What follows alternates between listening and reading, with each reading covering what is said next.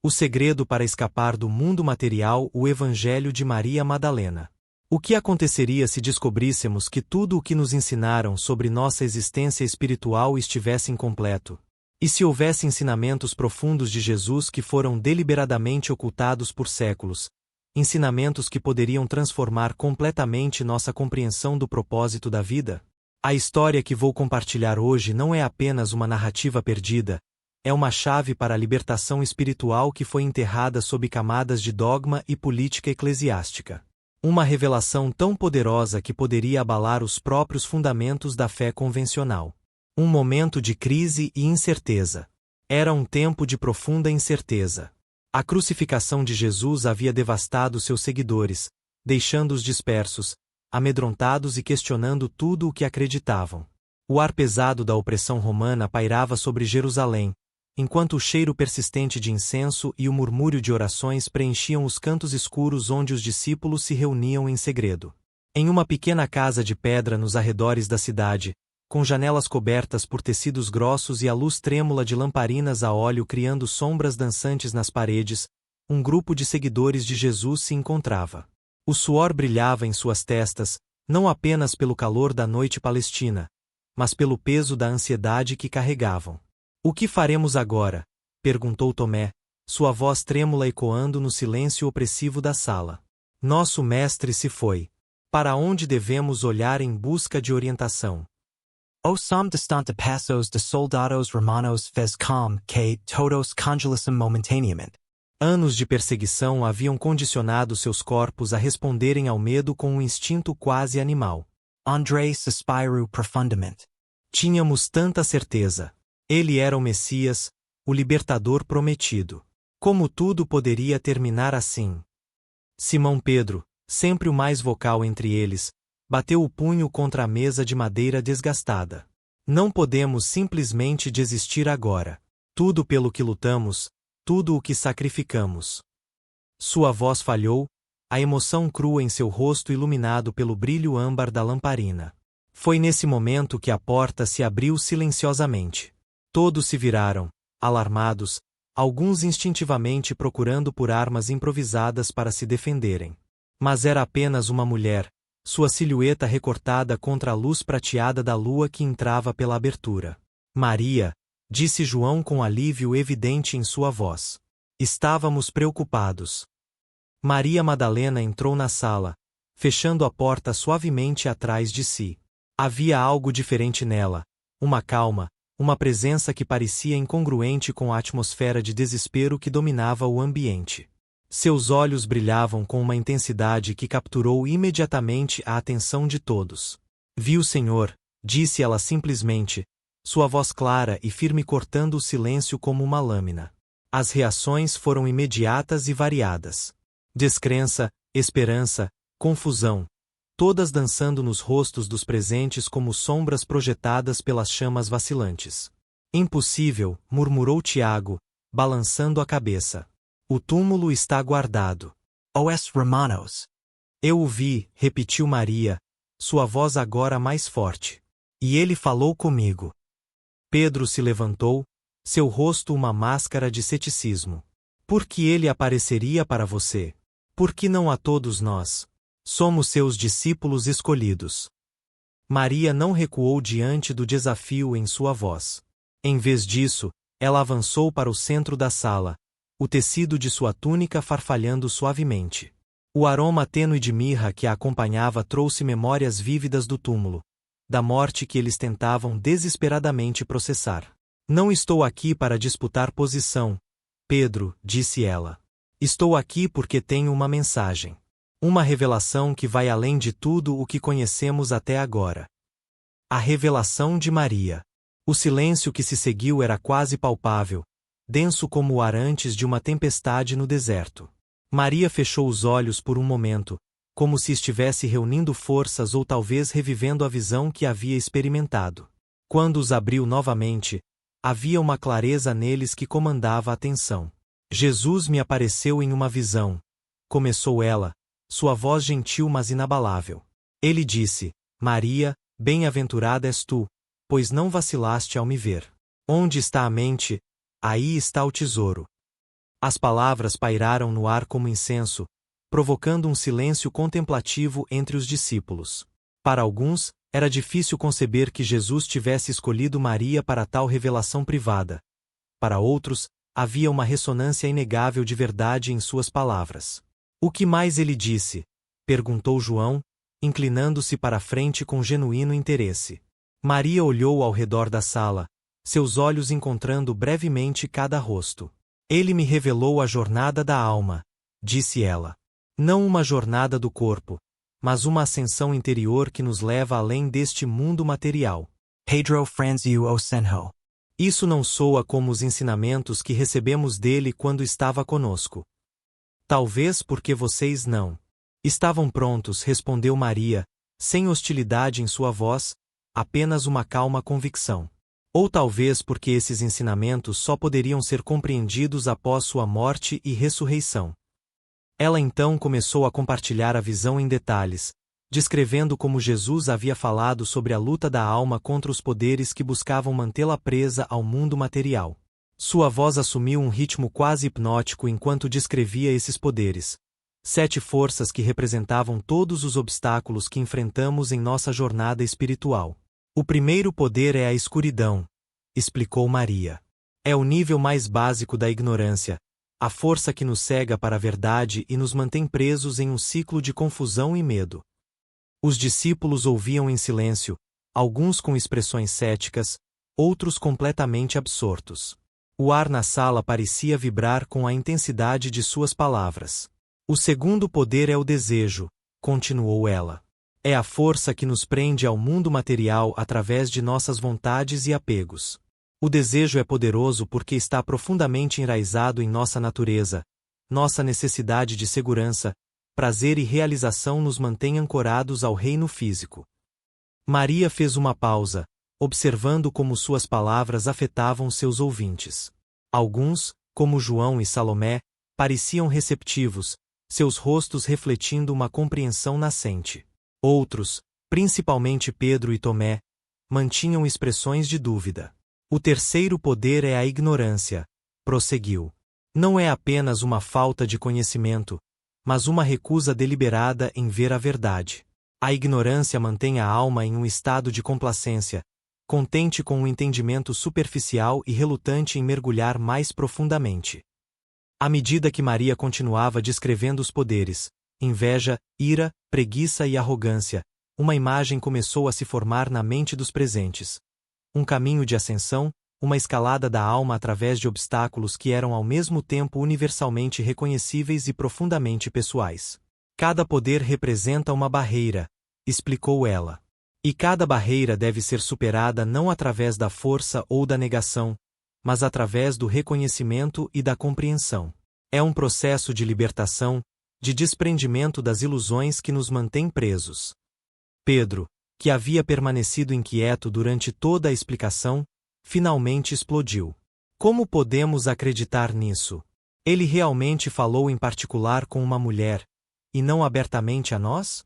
Devemos todos nos virar e ouvir a ela? Ele a preferiu a nós. O desafio pairou no ar como um dardo envenenado, mas Maria permaneceu inabalável. Seus olhos, quando encontraram os de Pedro, não mostravam raiva ou defensividade, apenas uma compaixão tranquila. Não se trata de preferência, Pedro, disse ela suavemente. Trata-se de receptividade. Talvez eu tenha sido escolhida não por ser mais digna, mas por estar mais aberta a essa verdade específica neste momento. Foi Levi quem interveio, sua voz normalmente quieta surpreendendo a todos. Pedro, você sempre foi impetuoso por natureza. Vejo você agora contestando a mulher como fazem os adversários. Se o Salvador a tornou digna, quem é você para rejeitá-la? Certamente o Salvador a conhece muito bem, por isso a amou mais do que a nós. As palavras de Levi caíram como pedras em águas paradas, criando ondulações de desconforto e reflexão.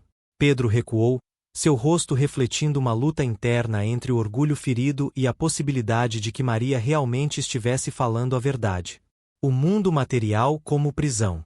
O silêncio que se seguiu foi quebrado por Salomé, que até então havia observado a interação com olhos atentos. Maria, Diga-nos mais sobre esta jornada da alma. O que significa realmente escapar do mundo material? Maria sorriu, grata pela pergunta que os levaria mais fundo na revelação. Para entender isso, precisamos primeiro reconhecer a natureza deste mundo em que vivimos. Ela se moveu para o centro da sala, o tecido de sua túnica capturando a luz das lamparinas em dobras douradas e sombrias.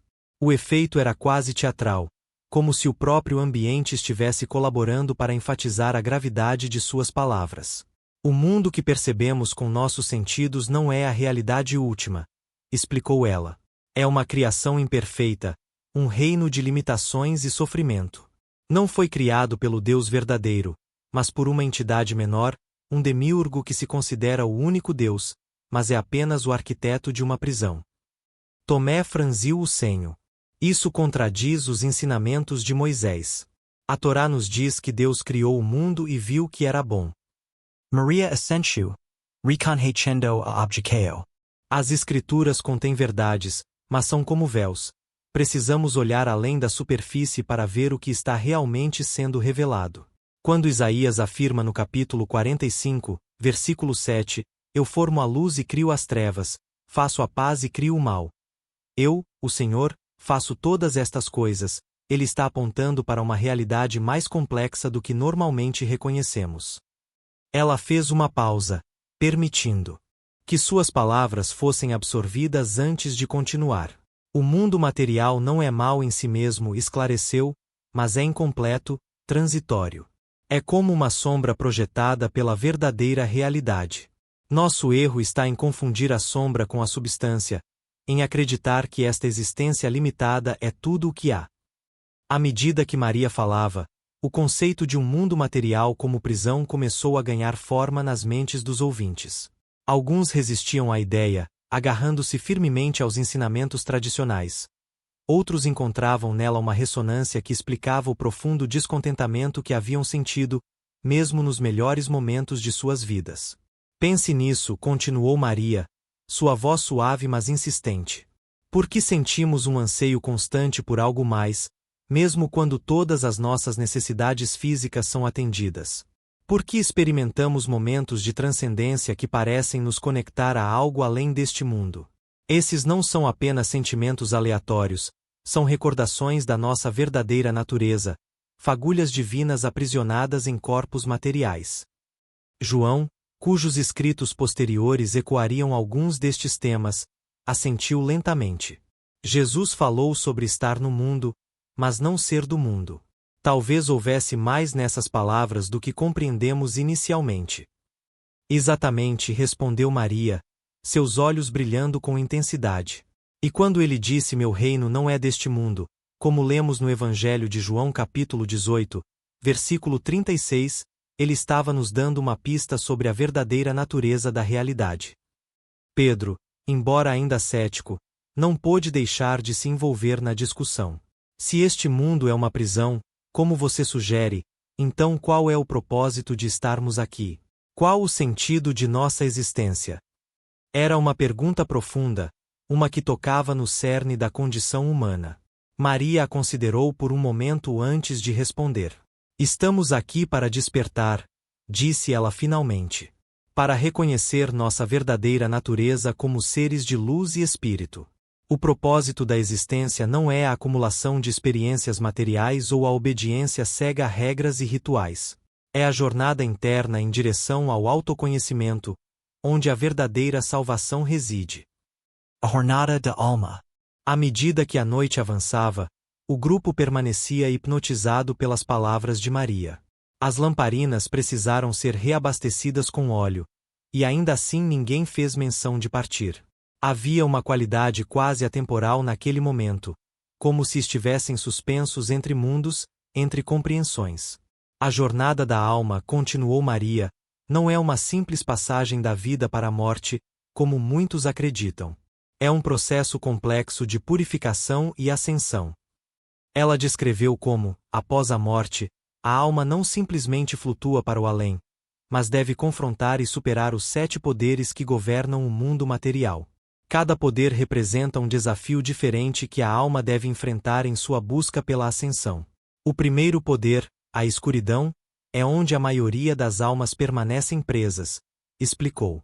Incapazes de ver além das ilusões que as cercam, continuam em um ciclo de reencarnação, nascendo repetidamente em corpos físicos, presas à roda do sofrimento. Seus dedos traçaram um círculo no ar, ilustrando o ciclo interminável que descrevia. Para superar a escuridão, a alma deve primeiro reconhecer sua própria cegueira, continuou. Deve admitir que há mais do que aquilo que pode ver ou compreender com os sentidos físicos. É o primeiro passo no caminho do despertar. Maria então explicou como, após superar a escuridão, a alma encontra o desejo. O desejo não é apenas a atração por prazeres físicos, esclareceu ela. É também o apego a identidades, a papéis que desempenhamos, a posses que acumulamos. Pense em quantas vezes Jesus nos advertiu sobre os perigos da riqueza, como quando disse no Evangelho de Mateus capítulo 19, versículo 24, que é mais fácil um camelo passar pelo fundo de uma agulha do que um rico entrar no reino de Deus. Ela pausou, observando como suas palavras estavam sendo recebidas. Alguns assentiram em reconhecimento, outros pareciam estar lutando internamente com os conceitos. Para superar o desejo, prosseguiu, a alma deve praticar o desapego. Não é questão de negar o mundo, mas de reconhecer sua transitoriedade. Como o próprio Jesus ensinou, não acumuleis para vós tesouros na terra, onde a traça e a ferrugem tudo consomem, e onde os ladrões minam e roubam. Mas acumulai para vós tesouros no céu, como lemos em Mateus capítulo 6, versículos 19 e 20. À medida que Maria continuava descrevendo os 5 poderes restantes, uma imagem começou a se formar na mente dos ouvintes. Um mapa da jornada da alma, um caminho de transformação que ia muito além das concepções convencionais de vida após a morte. A ignorância, ela explicou, é superada através da busca contínua por conhecimento, não apenas intelectual, mas espiritual. A gnosis, ou conhecimento intuitivo profundo do divino. A inveja é transcendida através do cultivo do contentamento e da gratidão, reconhecendo que as comparações com outros apenas alimentam o sofrimento. A ira, com sua energia destrutiva, é superada através do desenvolvimento da paciência e do perdão, qualidades que Jesus exemplificou mesmo nos momentos mais desafiadores de sua vida.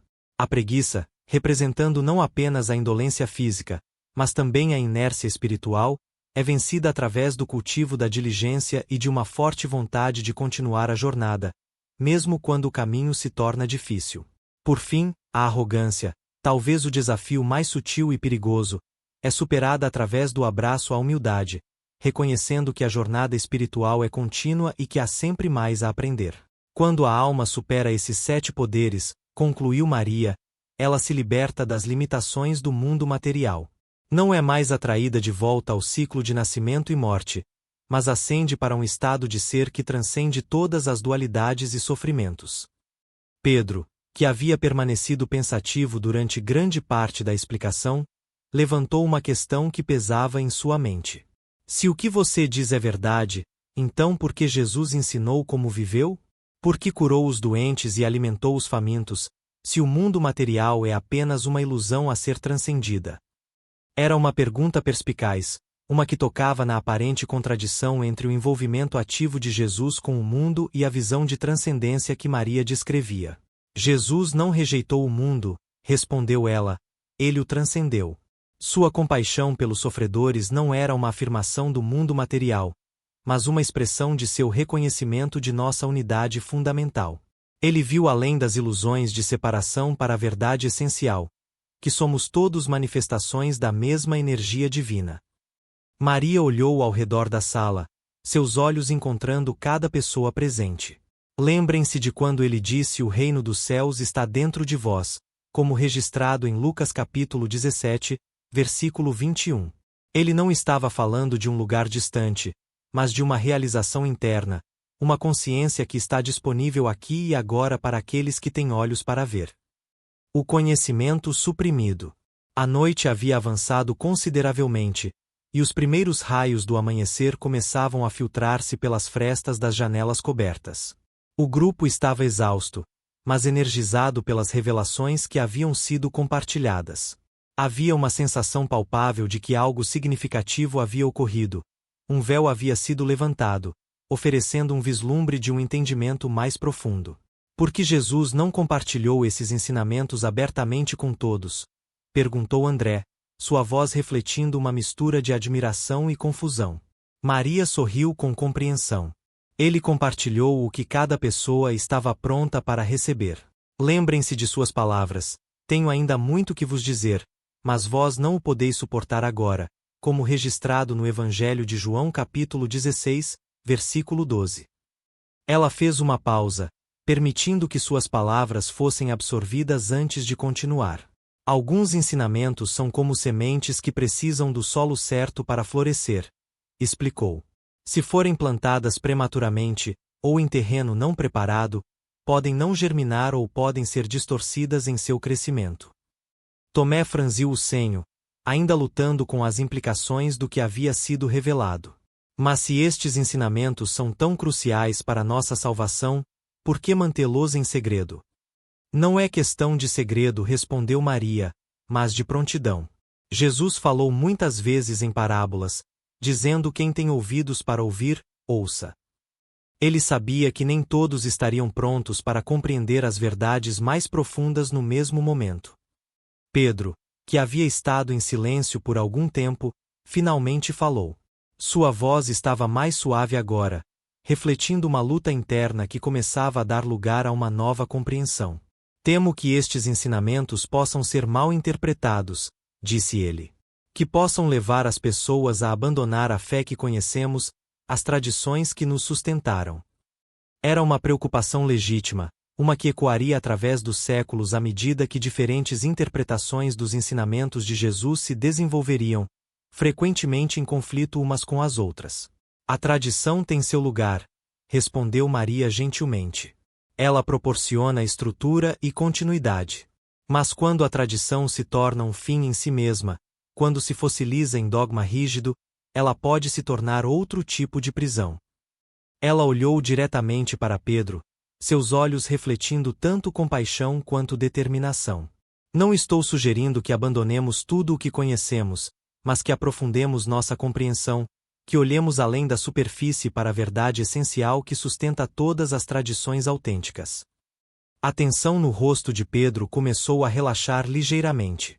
Ele não estava completamente convencido, mas havia uma abertura que não existia antes. Como podemos saber que estes ensinamentos não serão perdidos? Perguntou João, sempre o mais contemplativo dos discípulos. Que não desaparecerão com o tempo, como tantas outras verdades. Era uma pergunta profética, considerando o destino que aguardava muitos dos textos gnósticos nos séculos seguintes. O conhecimento verdadeiro nunca está realmente perdido, respondeu Maria. Pode ser suprimido, pode ser escondido, mas sempre encontra seu caminho de volta à luz quando o tempo é propício. Como Jesus disse, não há nada oculto que não venha a ser revelado, nem escondido que não venha a ser conhecido, como registrado em Lucas capítulo 12, versículo 2. Suas palavras carregavam um peso de certeza que transcendia o momento presente, como se ela pudesse vislumbrar os longos séculos durante os quais estes ensinamentos seriam de fato suprimidos, apenas para ressurgirem em um tempo futuro quando o mundo estivesse novamente pronto para recebê-los. Devemos registrar essas revelações, disse Levi com urgência súbita. Preservá-las para as gerações futuras. Maria assentiu, reconhecendo a importância de documentar o que havia sido compartilhado. Pouco poderia imaginar que o texto que posteriormente seria conhecido como o Evangelho de Maria enfrentaria séculos de obscuridade antes de ser redescoberto, oferecendo um vislumbre de uma compreensão cristã radicalmente diferente daquela que se tornaria dominante. A autoridade espiritual e o papel das mulheres. À medida que a discussão continuava, tornava-se cada vez mais claro que as revelações de Maria não desafiavam apenas as concepções estabelecidas sobre a natureza da realidade e o caminho para a salvação. Elas também questionavam as estruturas de autoridade que começavam a se desenvolver dentro da comunidade cristã primitiva. Não posso deixar de notar, observou Salomé com uma voz deliberadamente calma, que há algo profundamente significativo no fato de Jesus ter escolhido revelar estes ensinamentos a Maria, uma mulher, em um tempo e cultura onde a voz feminina é frequentemente silenciada. Pedro se remexeu desconfortavelmente, consciente de seu próprio desafio anterior à autoridade de Maria. Outros no grupo pareciam igualmente pensativos, confrontados com uma realidade que contradicia muitas de suas suposições culturais. Jesus sempre tratou as mulheres com um respeito que desafiava as convenções de nosso tempo, comentou João. Lembro-me de como muitos ficaram chocados quando ele conversou abertamente com a mulher samaritana no poço, ou quando permitiu que a mulher com fluxo de sangue o tocasse. Maria sorriu em reconhecimento. Os ensinamentos de Jesus transcendem todas as divisões humanas. Homem e mulher, judeu e gentil, escravo e livre. Como Paulo viria a escrever aos Gálatas capítulo 3, versículo 28, não há judeu nem grego, não há escravo nem livre, não há homem nem mulher. Porque todos vós sois um em Cristo Jesus. Ela fez uma pausa, seus olhos momentaneamente distantes, como se contemplasse as implicações mais amplas do que estava compartilhando. A autoridade espiritual verdadeira, continuou, não reside em posições externas ou títulos, mas na conexão direta com o divino, na gnosis que vem através da transformação interna. É por isso que Jesus disse no Evangelho de Mateus capítulo 23, versículo 8: Vós, porém, não queirais ser chamados rabi, porque um só é o vosso mestre, e vós todos sois irmãos. Esta visão de autoridade espiritual baseada em experiência interna em vez de posição hierárquica era revolucionária. Representava um desafio direto às estruturas patriarcais que dominavam não apenas a sociedade judaica do primeiro século, mas praticamente todas as culturas da época. Isso não significa que não há lugar para professores ou líderes, esclareceu Maria, antecipando as preocupações que surgiriam. Mas que a verdadeira liderança espiritual deve surgir organicamente da profundidade da compreensão e da autenticidade da conexão com o divino, não de posições concedidas por instituições humanas. Era um conceito que encontraria resistência significativa nos séculos seguintes, à medida que a Igreja primitiva evoluía de um movimento espiritual diversificado para uma instituição hierárquica com estruturas de autoridade rigidamente definidas. Temo que o mundo não esteja pronto para essa visão, disse Pedro suavemente, uma nota de tristeza em sua voz. Nossas sociedades são construídas sobre hierarquias e divisões. Como podemos esperar que as pessoas abandonem esses padrões tão profundamente enraizados? Não cabe a nós forçar a mudança, respondeu Maria. Apenas plantar as sementes e confiar que elas florescerão quando o tempo for propício. A verdade tem seu próprio poder, sua própria trajetória. Ela olhou ao redor da sala, seus olhos encontrando cada pessoa presente com uma conexão que transcendia palavras. O que compartilhei com vocês hoje não é destinado a substituir os ensinamentos que já receberam, mas a aprofundá-los, a revelar camadas de significado que podem não ter sido imediatamente aparentes. É como Jesus disse no Evangelho de Mateus capítulo 5, versículo 17: Não penseis que vim destruir a lei ou os profetas. Não vim destruir, mas cumprir. O legado perdido e redescoberto. À medida que o dia amanhecia completamente, o grupo finalmente começou a se dispersar, cada pessoa carregando consigo as sementes de uma compreensão transformada. Alguns, como João e Levi, pareciam profundamente impactados pelas revelações, já começando a integrar esses novos insights em sua visão de mundo. Outros, como Pedro e Tomé, ainda lutavam com as implicações, mas estavam ao menos abertos à possibilidade de uma compreensão mais ampla. O que ninguém naquela sala poderia prever era o destino que aguardava esses ensinamentos nas décadas e séculos seguintes. À medida que o cristianismo evoluía de um movimento marginalizado para uma religião institucionalizada, muitas das compreensões mais místicas e esotéricas seriam gradualmente suprimidas. Em concílios da Igreja como o de Nicéia em 325 d.C., líderes eclesiásticos buscariam definir a doutrina cristã ortodoxa e suprimir quaisquer ensinamentos que se desviassem dela. Como resultado, textos gnósticos como o Evangelho de Maria seriam banidos, e seus seguidores frequentemente perseguidos.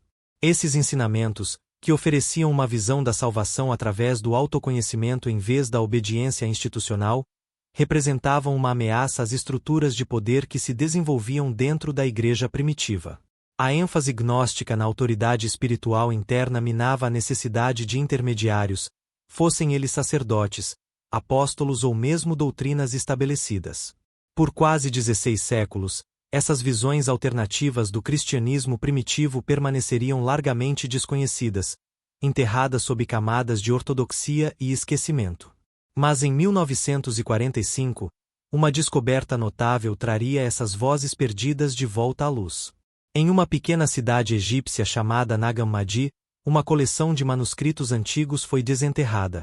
Manuscritos que haviam sido escondidos por quase 1.600 anos. Esta descoberta, conhecida como a Biblioteca de Nag Hammadi, continha uma riqueza de escritos gnósticos, incluindo o Evangelho de Tomé, o Evangelho de Filipe e o Evangelho da Verdade. A significância da descoberta de Nag Hammadi não pode ser subestimada. Foi como encontrar uma peça perdida de um quebra-cabeça, revelando um lado do pensamento cristão primitivo que havia sido quase apagado da história. Os textos ofereciam insights sobre uma espiritualidade que enfatizava a experiência direta e pessoal do divino, uma abordagem que ressoava profundamente com os ensinamentos de Maria Madalena.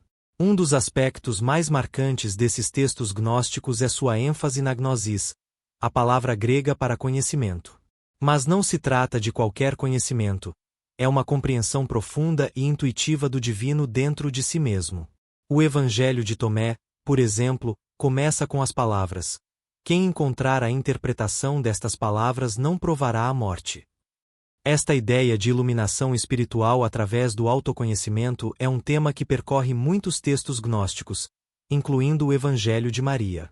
Ela representa uma abordagem à espiritualidade que é tanto antiga quanto surpreendentemente moderna em sua ênfase na transformação interna em vez da conformidade externa. Conclusão: o chamado para o despertar interior. A história de Maria Madalena e seus ensinamentos gnósticos nos oferece um vislumbre de uma compreensão cristã que foi amplamente perdida para a história dominante. É uma visão que coloca o foco não em dogmas ou instituições, mas na jornada interna em direção ao autoconhecimento e à libertação espiritual.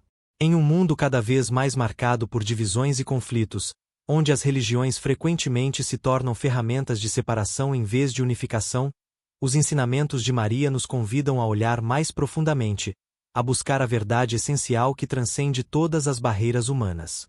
A gnosis que ela descreveu não é um conhecimento exclusivo reservado para poucos escolhidos, mas uma possibilidade aberta a todos que estão dispostos a embarcar na jornada do autodescobrimento. É um caminho que requer coragem, introspecção e disposição para questionar o status quo. 3 lições cruciais emergem desta exploração. Primeiro, a verdadeira libertação espiritual vem de dentro.